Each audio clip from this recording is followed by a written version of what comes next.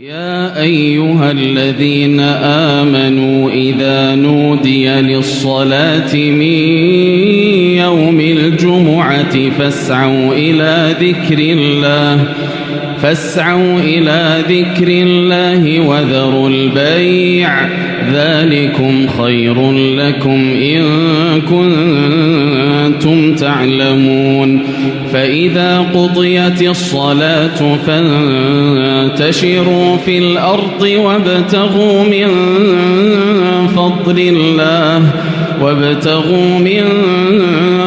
الله واذكروا الله كثيرا لعلكم تفلحون صدق الله العظيم.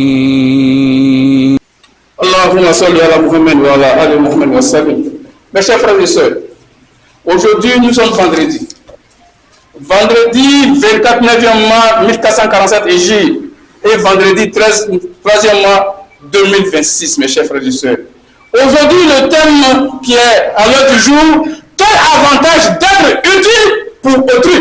Quel avantage d'être utile pour autrui? Oui, il y a beaucoup d'avantages auprès de Allah pour être utile aux autres, mes chers frères et sœurs. C'est une œuvre et des œuvres les plus aimées d'Allah. Les gens les plus aimés d'Allah qui sont utiles aux autres.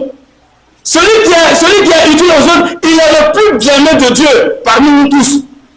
Celui qui a de la compassion pour autrui, il est le plus aimé parmi nous tous. Celui qui a de la pitié pour les autres, il est le plus aimé parmi nous tous auprès d'Allah subhanahu wa ta'ala. Qu'Allah fasse que nous soyons utiles à autrui, mes chers frères et sœurs. Le prophète l'a dit dans son hadith, il dit les personnes les plus aimées d'Allah sont ceux qui sont les plus utiles aux autres. Quand tu es utile à autrui, tu deviens épée de Dieu subhanahu wa ta'ala. C'est comme quelqu'un qui fait sa prière au temps prescrit. Le prophète allait s'organiser demander un jour, qu'est-ce que parmi nous, qui Dieu aime le plus parmi nous tous? Il dit c'est celui-là même qui fait sa prière aux heures prescrites. Quand on l'appelle la prière, il laisse tout pour venir faire sa prière. C'est de la même manière, celui qui est utile à autrui, il est le plus aimé de Dieu, subhanahu wa ta'ala. Oui, être utile aussi, quel est l'avantage? Être utile, mes chers frères, c'est aider son prochain. Tant que tu aides ton prochain, Dieu ne finira jamais d'être à ton aide. Toute fois que tu vas être utile, tu vas aider ton prochain, Dieu va toujours t'aider. Oui, où tu t'entends moins, Dieu sera là-bas pour t'aider. C'est comme ça, Dieu agit. C'est pourquoi nous devons être utiles aux autres, en donnant ce que nous pouvons donner, en bienfaisance, mes chers frères et sœurs. En bienfaisance. Avoir pitié des orphelins, avoir pitié des veuves, mes chers frères et sœurs. Combien parmi nous ont perdu un voisin? Combien parmi nous ont perdu un frère? Lorsque la famille souffre dans ce monde de carême. Ce monde de carême qui est un mois de partage, mes chers frères et sœurs. Un mois de compassion. Un mois où nous devons avoir beaucoup d'aide autour de nous. Mais le constat est très amer. Nous donnons les sucres que ceux qui en ont pas besoin. Les nécessités sont là. Ceux qui en ont besoin sont là. Mais les sucres ne convergent pas vers eux. Mais ça converge seulement vers ceux qui en ont plus. J'ai dit non, mes chers frères et sœurs. C'est pourquoi j'avais dit, s'il y a quelqu'un ici qui peut transmettre mon message, je le répète.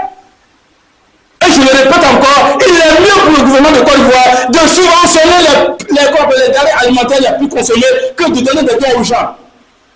C'est ça le plus important.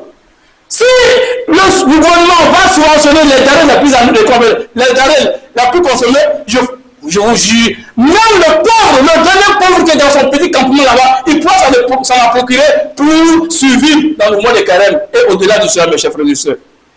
Quand on donne des tonnes de sucre, ça n'arrive nulle part. Il y a des gens encore qui ont encore des tonnes de sucre chez eux à la maison. Et jusqu'à l'année prochaine.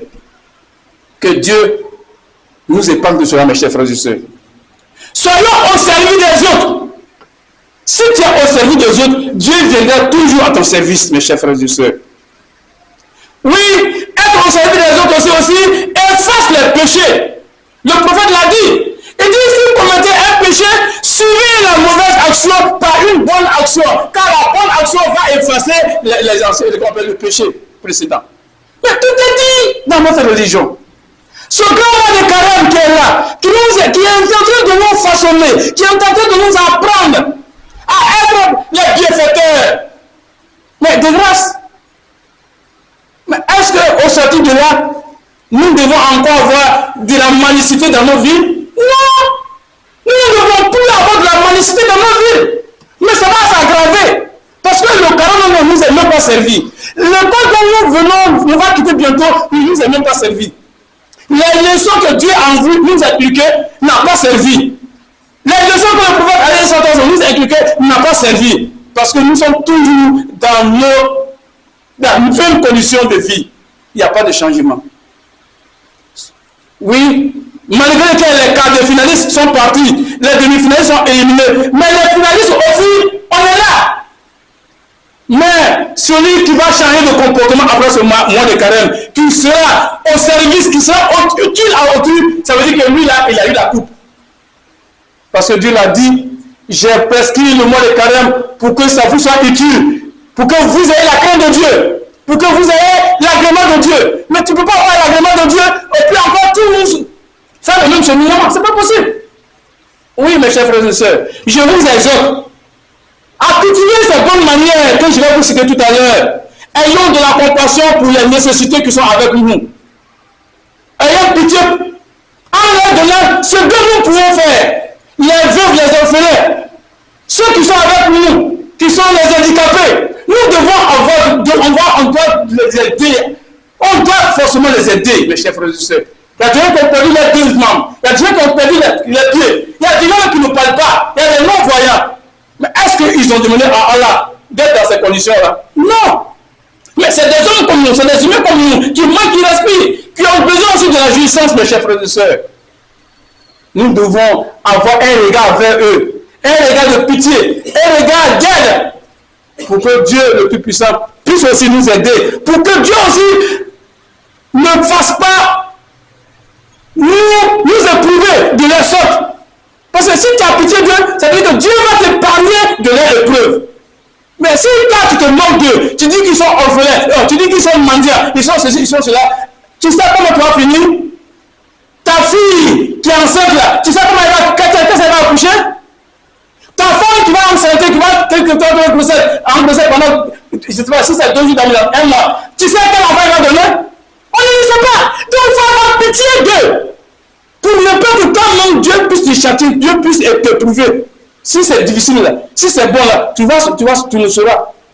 Mais quand tu as de la compassion, tu as pitié d'eux, tu fais ce que tu peux faire pour eux, je te jure que Dieu va t'épargner de leur épreuve. Allah le Tout-Puissant nous accorde sa santé, sa longévité, sa prospérité.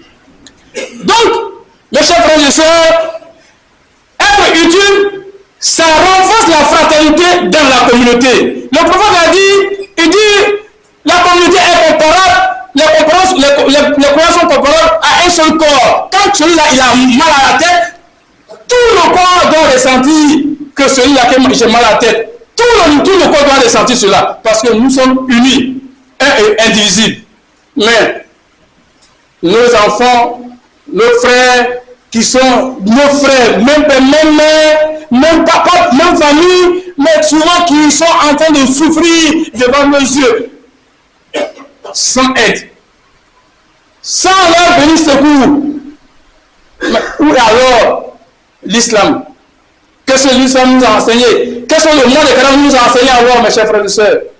Au sortir de là, tout le monde doit sortir la main dans la poche pour donner aux nécessités. Nous ne devons plus avoir de mendiants dans nos quartiers.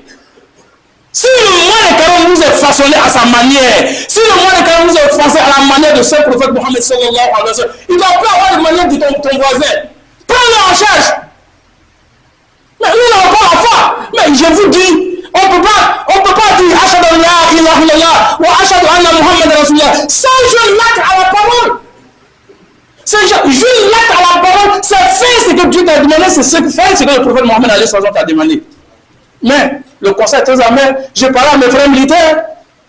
Il y a combien de militaires qui sont décédés? Mais nos enfants sont là. Est-ce que j'ai un paquet dessus? Est-ce que j'ai un sac de riz de 25 kg, de 5 kg? Non! Il n'avait pas eu. Est-ce qu'ils ont pensé à ça? Non! Mais quelle est alors la fraternité militaire entre vous? Quelle est alors la fraternité militaire? On dit un plus est égal à un. S'il est mort, vous devez vous occuper de sa famille après lui. C'est ça. Un plus est égal à un dans l'armée. Combien sont tombés? Qu'est-ce que vous avez pu faire pour eux? Moi. Même Dieu lui-même ne dit pas de moi. Dieu dit toujours Namu. Dieu lui-même qui est Dieu. Il ne parle pas de moi. Mais alors que c'est lui qui a créé les cieux et la terre, il dit nous avons fait.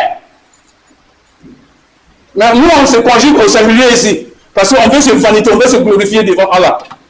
Attends ton tour. Quand il marche, quand tu montes, tout le monde goûtera à la mort. Qui va s'occuper de ton frère? Qui va s'occuper de ta femme veuve? Qui va s'occuper de tes enfants? Parce que tu n'as pas eu de compassion pour le frère qui est décédé. Est-ce qu'il a demandé à partir si tôt? Non.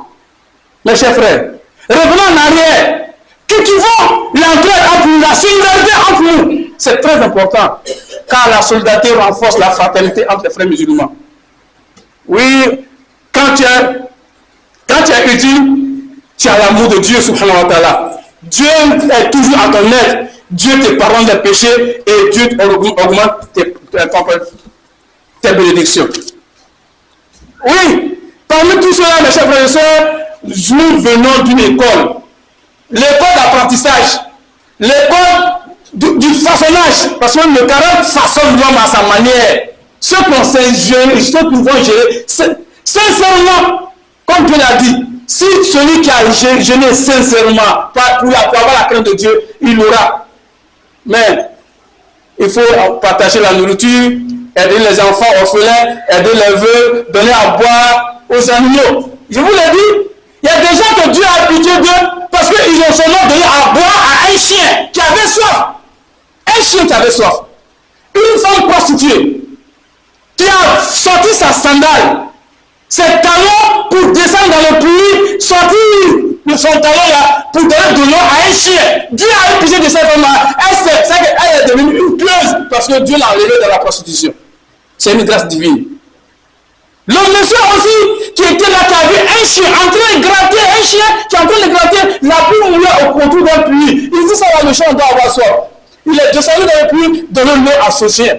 Dieu a eu pitié de lui. Il y a plein de... Et là, ce n'est pas des humains, c'est des chiens qui ne peuvent même pas parler, qui ne peuvent pas dire merci. Mais eux, nous autres alors, les femmes sont décédées, les enfants sont... Elles ne savent même pas d'abord comment ils vont avoir un seul complet pour faire la fête avec les autres. Est-ce qu'on est soucieux de ça? Est-ce qu'on a programmé au moins un orphelin? Au moins, tu dois pouvoir programmer au moins un orphelin à la fin du mois de carême. Je ne peux pas prendre celui en charge. Au moins. Ah, Dieu. Grand mois de carême avant fini. Il n'y a même pas une programmation pour aider un voisin à côté. Pourtant, c'est un mois de partage. C'est un mois qui est en train de nous façonner. C'est un mois qui nous apprend à tout faire. Mes chers frères et sœurs, nous allons nous arrêter là. Ne serait que donner de la vie à quelqu'un, des soins, des malades. Hein? Nos soeurs, nos filles qui sont nos frères qui sont handicapés. On croit que c'est des mendiants, on les refuse à tout moment, on ne veut même pas les voir parce que. Ah, est-ce qu'ils ont demandé à Dieu de venir comme ça? Ils ont fait Fatia. Ils ont simplement fait un marabout pour dire oh Dieu, moi je vais donner un film, je vais donner un handicapé. Non! Mais ta femme qui est enceinte là, elle va accoucher de quoi? Ta fille qui est encore enceinte là-bas, elle va accoucher de quoi? Non, tu ne le sais pas. Ça pour cela, il faut avoir toujours pitié de Dieu. Pour que Dieu même ne te châtie pas comme ça aussi. Tu vois bien, si c'est dur, ou bien si c'est facile, ou bien si c'est difficile, tu le sauras. Le jour que Dieu va te donner un enfant infirme là, un enfant handicapé là, tu vas avoir pour toi aussi. Ne nous manquez pas d'eux. On ne se manque pas d'eux. On ne va jamais se manquer d'eux. On doit les approcher, mes chers frères et sœurs. Quel est ton souci? Fais ce que tu peux faire pour eux. Si tu peux les marier, marie-les. Oui. Un jour, j'ai assisté à une conférence à Belleville. J'ai une larme aux yeux. Elles sont venues, ils ont témoigné. Ils disent voilà, nous, on nous rejette, on nous prend comme des mendiants. Mais nous avons du besoin charnel. Mais si nous avions besoin de chaleur, comment nous allons faire? J'ai coulé l'arme. Oui, si vous ne voulez pas les prendre, elles ont des besoins. Vous voulez qu'elles aillent se prostituer pendant que vous êtes là? Pendant que les célibataires sont là? Pendant que vous avez les moyens pour prendre des moyens pour eux? Non, mes chers frères et sœurs, réveillons-nous. Notre religion, c'est une religion d'enquête, de solidarité, de fraternité, de pitié, mes chers frères et sœurs. Allah, qu'Allah ait pitié de nous. Qu'Allah nous donne la force sincère pour pouvoir aider autrui. Un mois de partage, mes Chers frères et sœurs. Un mois de compassion. Oui. Un mois où On va écouter dans la compétition bientôt. Les quarts de finale sont déjà éliminés. Les demi-finalistes sont déjà éliminés. On va vers la finale. Mais la coupe, que Dieu nous donne la coupe, Inch'Allah. Que Allah nous donne la coupe. Même si nous sommes des millions à accéder à la coupe, Dieu nous compense. Dieu va donner la coupe à tout le monde.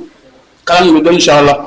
ربنا آتنا في الدنيا حسنة وفي الآخرة حسنة وقنا عذاب النار ربنا لا تزغ قلوبنا بعد إذ هديتنا وهب لنا من لدنك رحمة إنك أنت الوهاب لا إله إلا أنت سبحانك إنا كنا من الظالمين حسبنا الله ونعم الوكيل نعم المولى ونعم النصير برحمتك يا أرحم الراحمين يا الله يا حي يا قيوم يا الله يا حي يا قيوم برحمتك أستغيث فرج الهم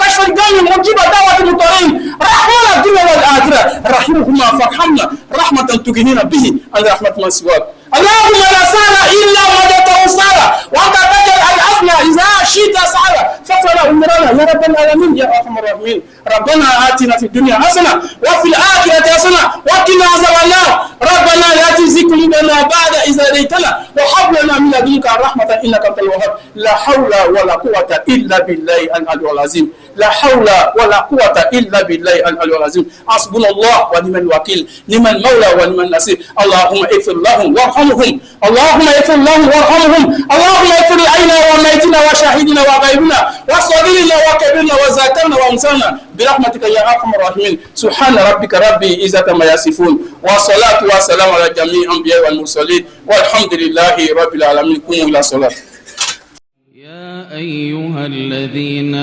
آمنوا إذا نودي للصلاة من يوم الجمعة فاسعوا إلى ذكر الله وذروا البيع ذلكم خير لكم إن كنتم تعلمون فإذا قضيت الصلاة فانتشروا في الأرض وابتغوا من